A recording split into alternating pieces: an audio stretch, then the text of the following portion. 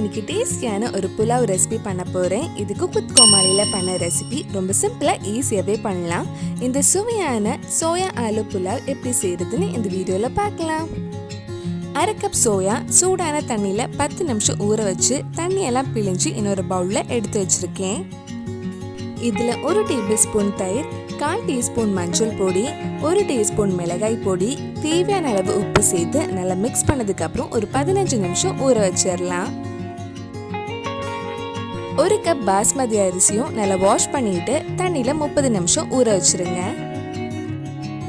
இப்போ ஒரு குக்கரில் 2 டேபிள் ஸ்பூன் நெய், கொஞ்சம் எண்ணெயும் ஆட் பண்ணுறேன். நெய் சூடானதும் இதில் ஒரு பிரியாணி இலை, ஒரு சின்ன பீஸ் பட்டை, 2 ஏலக்காய், 2 கிராம்பு, 1/4 டீஸ்பூன் ஜீரகம் சேர்த்து அது கொஞ்சம் பொரிஞ்சதும் சின்னதாக கட் பண்ண 2 பெரிய வெங்காயம் சேர்த்து வதக்கலாம். நம்ம சேனலில் இதுக்கு முன்னாடி நிறைய வெஜ் ரெசிபி, ரைஸ் வெரைட்டிஸ், குக்கு கோமாளியோட ரெசிபிஸ் எல்லாம் பண்ணியிருக்கேன். நீங்கள் இன்னும் அந்த வீடியோஸ் எல்லாம் பார்க்கலன்னா அதோட லிங்க் டிஸ்கிரிப்ஷனில் இருக்குது. மறக்காமல் அந்த ரெசிபிஸும் போய் பாருங்கள். வெங்காயம் கொஞ்சம் வதங்கி சாஃப்ட் ஆனதும் இதில் 1/2 டீஸ்பூன் இஞ்சி பூண்டு பேஸ்ட், 2 பச்சை மிளகாய் சேர்த்து வதக்கலாம். வெங்காயம் நல்லா வதங்கினதும் இதில் சின்னதாக கட் பண்ண ஒரு தக்காளியும் சேர்த்து வதக்கிக்கோங்க. தக்காளி நல்லா வெந்து வெங்காயம் கூட நல்லா வதங்கினதும் நம்ம மற்ற மசாலா ஆட் பண்ணலாம்.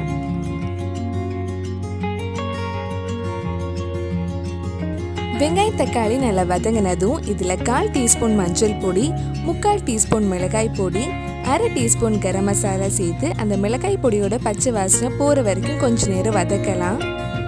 மிளகாய் பொடி உங்கள் காரத்துக்கு ஏற்ப போட்டுக்கோங்க. பச்சை வாசனையெல்லாம் போனதுக்கப்புறம் மீடியம் சைஸில் ஒரு உருளைக்கிழங்கும் நம்ம ஊற வச்சிருந்த சோயா சங்க்ஸும் ஆட் பண்ணலாம். இது மசாலா கூட சேர்த்து ஒரு வாட்டி நல்லா மிக்ஸ் பண்ணதுக்கு அப்புறம் ஒரு 5 நிமிஷம் கிட்ட லைட்டாக வதக்கிக்கோங்க. மசாலா கூட சேர்த்து நல்லா மிக்ஸ் பண்ணி ஒரு 5 நிமிஷம் கிட்ட நல்லா வதக்கியாச்சு. இனி இதில் ஒரு கைப்பிடி அளவு புதினா இலை, ஒரு கைப்பிடி அளவு மல்லி இலை ஆட் பண்ணலாம். இது ஒரு வாட்டி நல்லா மிக்ஸ் பண்ணிட்டு இதில் தேவையான அளவு உப்பு போட்டு நம்ம தண்ணி ஊற்றி அரிசியை வேக வச்சிடலாம். நம்ம சோயால ஏற்கனவே உப்பு போட்டிருக்கோம், அதனால பார்த்து உப்பு போட்டுக்கோங்க. அரிசி தண்ணியில் 30 நிமிஷம் கிட்ட நல்லா ஊறிடுச்சு. இனி அரிசி போட்டு நம்ம தண்ணி ஊற்றி வேக வச்சிடலாம். நான் 1 கப் பாஸ்மதி அரிசிக்கு 2 கப் தண்ணி ஆட் பண்ணுறேன். அரிசி இந்த மசாலா கூட சேர்த்து மெதுவாக மிக்ஸ் பண்ணதுக்கப்புறம் நம்ம தண்ணி ஊற்றி வேக வச்சிடலாம். நான் 2 கப் கொஞ்சம் சூடான தண்ணி ஆட் பண்ணுறேன்.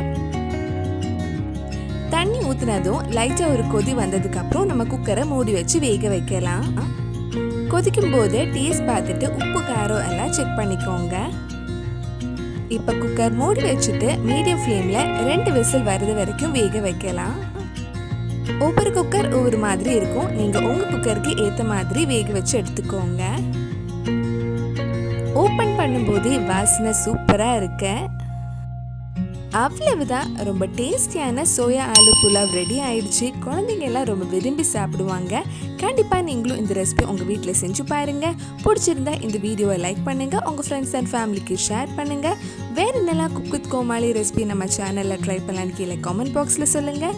நீங்கள் இன்னும் என்னோட சேனலை சப்ஸ்கிரைப் பண்ணலைன்னா மறக்காமல் சேனலையும் சப்ஸ்கிரைப் பண்ணுங்கள். கூடவே அந்த பெல் ஐக்கனை ப்ரெஸ் பண்ணால் நான் புது வீடியோ போட்ட உடனே உங்கள் ஃபோனுக்கு நோட்டிஃபிகேஷன் வந்துடும்.